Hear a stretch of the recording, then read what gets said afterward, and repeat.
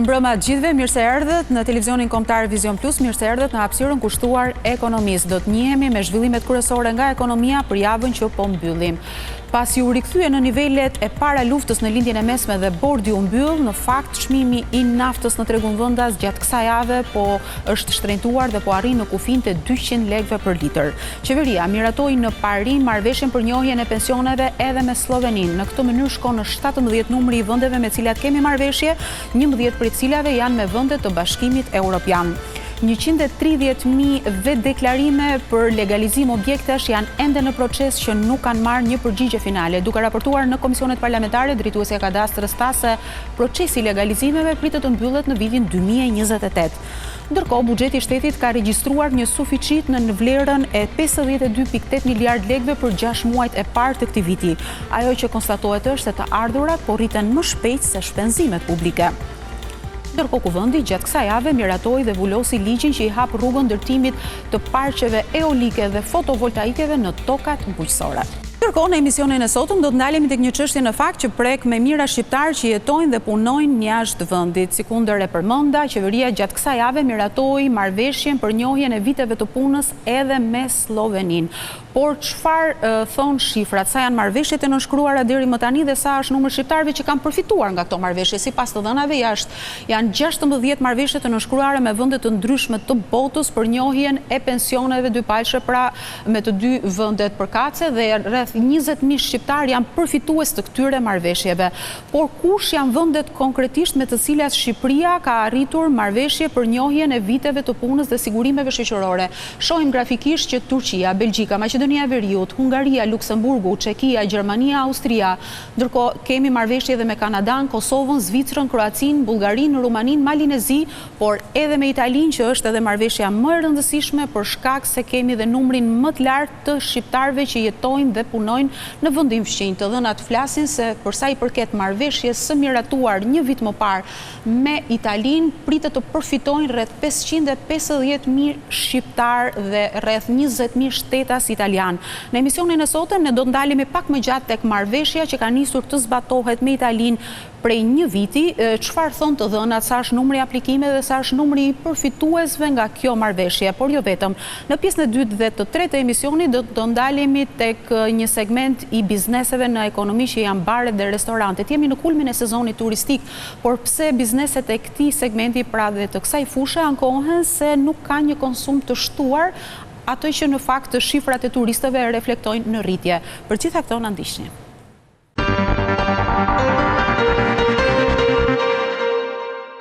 Mirë, në këtë pjesë të parë të emisionit do të analizojmë një vit nga marrëveshja e nënshkruar me Italinë, si janë aplikimet dhe si kanë qenë përfitimet deri më tani. Dhe në këtë pjesë të parë do të analizojmë me të ftuarën time që është Beskida Aliaj, nga zyra e sindikatës për pensionet, paktën kështu një jam korrekt. Përshëndetje, nga zyra e patronato Inas Qizl. Emigrantët e njohin që është një patronato, ne konkretisht jemi zyrë... Për ta thënë pak më shqipër... E sindikatës Qizl, kështu që ishte shumë e saktë. Beskida, një vit marrëveshje me Italinë. Si mund ta përkufizojmë, sepse ju jeni si zyrë dhe një hall ndërmjetëse mes institucioneve publike të të dyja vendeve, por edhe mes individit, pra, që ka nevojë të përfitojë nga kjo marrëveshje. Është vërtet, jemi një zyrë që koordinojmë individin me dy institucionet përkatëse, që është INPS italian dhe ISSH-ja shqiptare. Të dyja janë institucione homologe, ISSH-ja është Instituti i Sigurimeve Shoqërore, dhe qytetari bën përzgjedhjen aty ku ndihet më komod dhe merr përgjigje të shpejta, mund t'i drejtohet zyrës tonë ose edhe një nga këto dy zyra.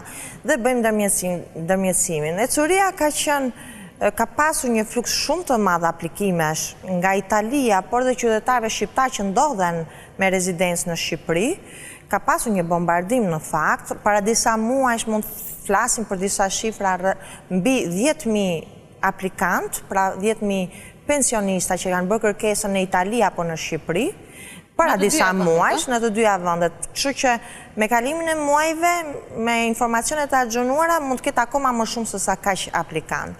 Ndërsa në morinë e gjithë tyre aplikantëve sigurisht përgjigjet pastaj nuk janë akoma kaq të shumta. Kemi përgjigje të pakta deri tani në Shqipëri, Itali. Do shta përgjigje mund të kemi, po s'kemi finalizime. Finalizimin, pra nxjerrjen e një pensioni. Kur themi përgjigje, merret një vendim pensioni nga ana e Italisë dhe nga ana e Shqipërisë dhe konkretizohet me këtë vendim dhe më pas në datën 1 të muajit pasardhës pensioni i atribuohet personit në bankë. Kështu që përgjigjet i kemi të pakta deri tani. Pra i flasim pas një viti që ka hyrë në fuqi kjo marrëveshje, përgjigjet nuk janë aq të shumta. Dhe kjo në fakt ka sjellur një lloj nervozizmi tek emigrantët, madje edhe një dyshim që mos nuk është e vërtet kjo marrëveshje. Shpesh herë pyesin, mos po presim kot dhe nuk ka një marrëveshje? Unë do t'i qetësoja, në fakt nuk po presin kot.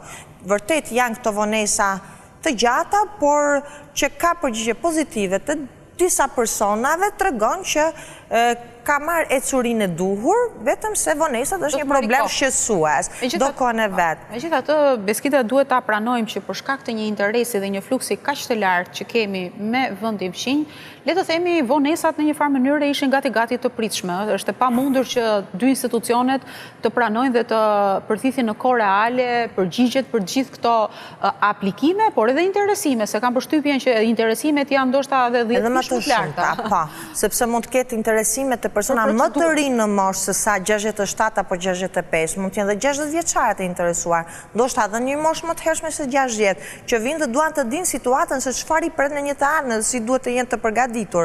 Interesimi është shumë i lartë, patjetër, edhe aplikimet janë të larta. Në fakt janë të prishme si afates, unë kam pasur një komunikim edhe me kolegët e mi të shteteve të ndryshme ku institucionin jo ndodhet, dhe pyetja ime ishte, juve sa ju vonon, se unë s'kisha eksperiencë para një viti, sa ju vonon përgjigjet, dhe na thanë mesatarisht është një vit, mund shkoj edhe 2 deri në 3 vjet në raste më të rralla. Në fakt, një vit deri tani u tregua që kanë shkuar përgjigja, shumica e përgjigjeve dhe shumica e rezultateve. Deri diku kjo bën për pensionistët disi të vështirë situatën, sepse ato janë në pritje të këtij pensioni dhe për gjatë një viti nuk kanë me çfarë të mbahen derisa të vijë kjo përgjigje, pra janë të shqetësuar dhe unë vetëm thjesht po përcjell zërin e tyre, më pata një telefonat para se të vija. Kur do vi ky pension, se u bë një vit që kam aplikuar, edhe ndoshta s'do të jem më kur të vi përgjigja, pra kanë edhe këtë merak. Megjithatë ka një anë pozitive situata, sepse kur ju vjen përgjigja, ato i marrin të gjithë muajt të grumbulluar në një pension vetëm, pastaj muaj për muaj e marrin pensionin mujor. Dhe shumat kanë qenë edhe të kënaqshme her pas here kur ju kanë ardhur. Ka edhe me 7.000 euro, me 2.000 euro, 5.000 euro që ju vinë të grumbulluar. Kjo është edhe në raport me pensionin, se në qoftë një pension i lartë, 700 euro, i grumbulluar në 10 muaj, apo një vit, shkon 7.000 dhe 8.000 euro për një herësh. Po, kur është pensionit 200 euro, sigurisht do shkoj 2.000 dhe 3.000 euro i grumbulluar gjithë vitin. Megjithatë, pavarësisht se po bëhet një punë shumë e mirë, po themi nga ana e institucionit shqiptar, unë do thoja që prap duhet ka punë akoma për të bërë, akoma më mirë që të jenë afatet më të shpejta se që janë deri tani. Ka pasur një problem teknik që ndoshta emigrantëve ju intereson. Në Itali funksionon që Shqipërinë si shtet e merr një IMS i caktuar një qyteti. Deri tani ka qenë IMS i Perugjës, IMS-i që ishte pikë referimi për Shqipërinë dhe i kthente përgjigjet, por duke qenë si IMS-i Perugjës kishte disa shtete nën mbikëqyrje dhe nën kontroll, bëri që të jenë këto vonesa, se kishte Shqipërinë, Ukrainën dhe disa shtete tjera. Dhe kur u pa që ky fluks nuk përballoi në kohën e dur, e pan të arsyeshme Italia si shtet që t'ja kaloj IMS di Lecce, IMS-i i Lecces. Dhe tashmë po vëjmë re një ndryshim që përgjigjet po vinë më të shpejta që nga data 1 qershor e këtij viti. Pra rreth një muaj e pak ditë që është bërë, që i ka kaluar IMS-i të Lecces dhe po vëjmë re disa përgjigje, na kanë dalë përgjigje, një grup përgjigjesh më të shpejta. Dhe kjo është një anë pozitive. Vërtet janë teknikat ndoshta që një individi nuk do t'i interesante, por kjo Lecce ka marrë përsipër vetëm Shqipërinë dhe do merret vetëm me Shqipërinë. Kështu që përgjigjet do të jenë më të shpejta. Kjo është ai lajmi më pozitiv. Po deri tani për shembull, çfarë mund ta vështirësoj këtë proces, Beskida? Çfarë ka vështirësuar? Informacionet ose të dhënat ose po ja, për shembull në rastin konkret vërtet, kur bët kërkesa për pension, si fillim bëhet një verifikim i periudhave kontributive në Shqipëri. Procesi verifikimit ndoshta është më i rëndësishëm? Vonon, sepse në Itali procesi verifikimit është i lehtë, sepse i ka çdo gjë online. Ne për 5 sekonda nxjerrim një ekstrato konto previdenciale, quhet pra ekstrati i viteve të punës ose pasqyra e viteve të punës. Ne sa po futemi në faqen e INPS-it, si institucion, por dhe vetë qytetari ka mundësi ta shkarkojë në moment, ndërsa në Shqipëri online i kemi vetëm pas vitit 2012. Para vitit 2012 çdo gjë është me kontroll dhe verifikim në regjistra, në arkiv. Ajo merr goxha ditë, minimalisht 45 ditë i ka vetëm kontrolli në arkivin e Lundrës apo në qytetet ku qytetari ka punuar, dhe kjo të sjell disa vështirësi duke mos pasur online që me një klik ti nxjerrësh këto vitet. Kjo është një ndër vështirësitë. Një vështirësi tjetër reale që ka qenë por u ka përcyer në fakt, ishte që në muajt e parë ato pak përgjigje që erdhen, INPS i ktheu negative përgjigjet, pra nuk përmenin pensionin disa individ që ishin larguar nga Italia, nga komuna italiane, pa njoftuar komunën që unë po kthehem në Shqipëri para disa vitesh, sepse vetë qytetari deklaron që ne nuk e dinim që duhet të shkojmë në gjendjen civile në komunë dhe të heqim rezidencën dhe të themi që po ikim Shqipëri. Thjesht i kemi hyrë avionit dhe jemi nisur për Shqipëri. Dhe kjo bëri që INPS-i t'i kthej përgjigjet e para negative, sepse kur merrnin vërtetimin e rezidencës, në Itali shënoi irreperibile, që do të thotë me rezidencë të hequr pa njoftim. Ne nuk e dim kush qytetari, pavarësisht se qytetari deklaronte që unë jam Shqipëri dhe sillte një vërtetim të rezidencës shqiptare, INPS-i italian nuk e merrte në konsiderat këtë dokument dhe ja refuzoi, por u bë një luftë në thojza, pra një përpjekje kaq e madhe, qoftë nga ana ISSH shqiptare, qoftë nga ana e institucionit tonë me avokatët që patëm në Rom, duke argumentuar te INPS-i italian që kjo është një padrejtësi që po i bëhet qytetarëve që janë të shumë që janë kthyer në Shqipëri dhe nuk kanë deklaruar ikjen e tyre nga Italia dhe nuk mund të mohohet një pension. Por kjo prej disa muajsh u bë kjo betejë ligjore dhe komunikime të vazhdueshme me INPS-in dhe u ka përcyer si problem dhe tashmë po e marrin që të gjithë. Kështu që kjo është një anë pozitive që vërtet është për të përgëzuar edhe ISSH-ja me përpjekjet e veta, por dhe institucioni jonë në Rom që bëri Beskida, çfarë ju ka rezultuar në këto një vit? A ka qytetarë të informuar apo mungesa e informacionit dominon dhe janë të detyruar në një farë mënyrë që të vinë dhe të trokasin në zyrat tuaja apo dhe në zyrat e shtetit për të informuar për procedurën e plot, për procesin e plot? Është vërtet që qytetarët janë informuar nga media për ekzistencën e marrëveshjes. Disa prej tyre janë drejtuar në INPS-in direkt në Itali në për sindikata të ndryshme qoftë edhe te jona edhe në Shqipëri. Unë vëj re që në Shqipëri her pas here kanë gërçë informacionit tek qytetarët. Për shembull, më erdhi një qytetare nga Lezhë para pak ditësh dhe më tha, ju drejtova ISSH-s atij vendi dhe më thanë që duhet të ikësh në Itali për të bërë kërkesën. Pra, një dizinformacion i tillë që mund të ndodhi në qytetet e vogla të Shqipërisë, për mua duhet korrigjuar kjo informacion, ose më saktë duhet të informohen dhe trajnohen akoma më mirë punojësit duhet ketë fushat e informimi në fakt. Fushat e informimi, sepse qytetari nuk mund ta çosh në Itali për të bërë një kërkesë për pension. O do i drejtohet institucionit ton, ose do të drejtohet ISSH-s në Tiranë, se listë qendrore, dhe nuk mund të marrë avionin dhe të ikë në Itali për të bërë një kërkesë për pension kur janë zyrat në territorin shqiptar që e ofrojnë këtë shërbim.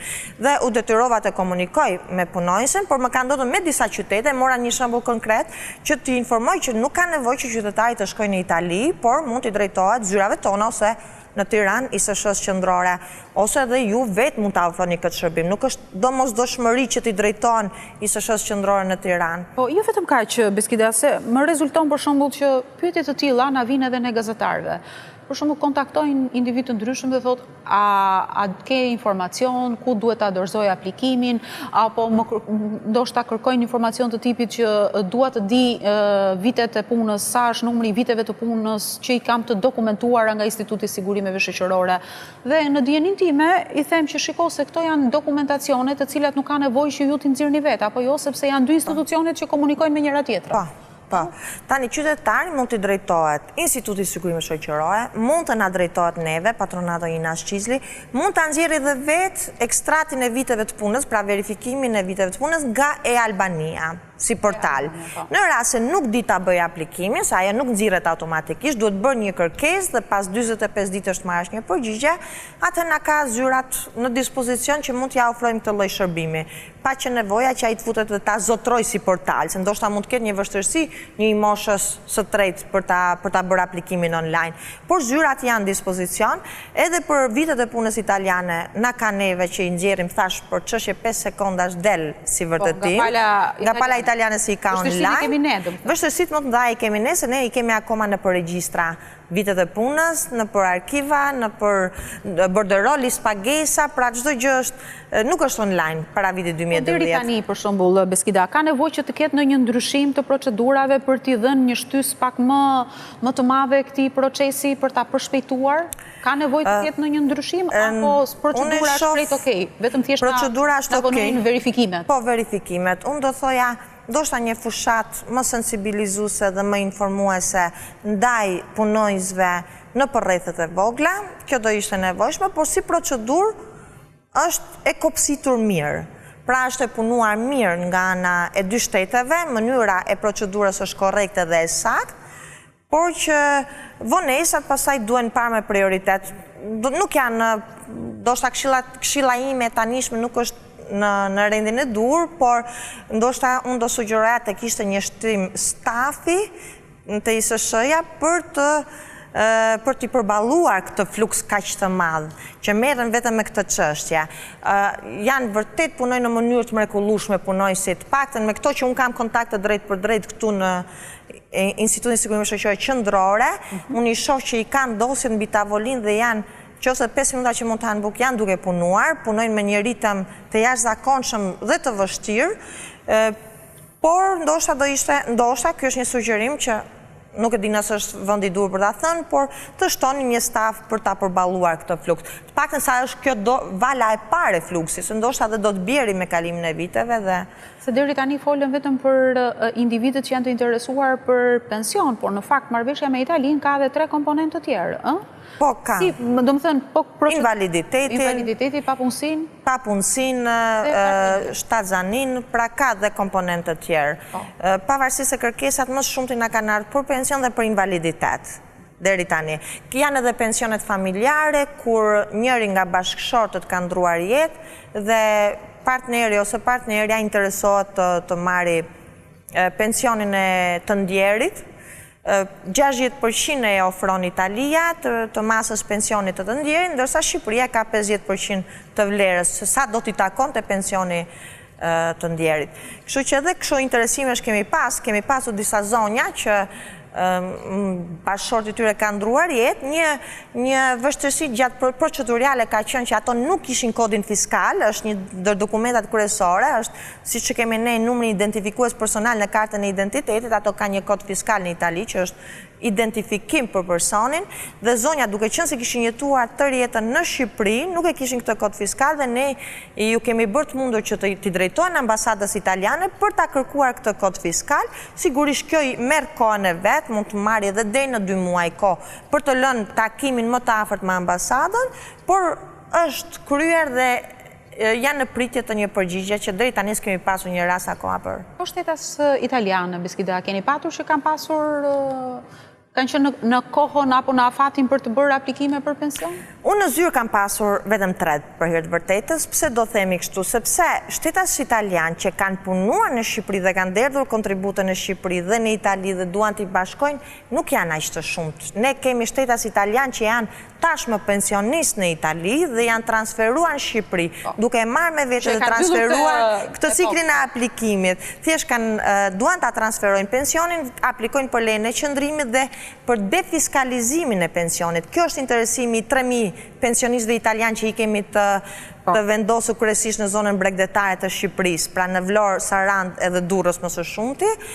Ato kanë një lloj tjetër problematike. Unë kam një aktualisht to 3 pensionistë italianë që po i ndjek, që janë martuar me zonja shqiptare dhe kanë punuar në Shqipëri dhe janë të interesuar për pension. Okej.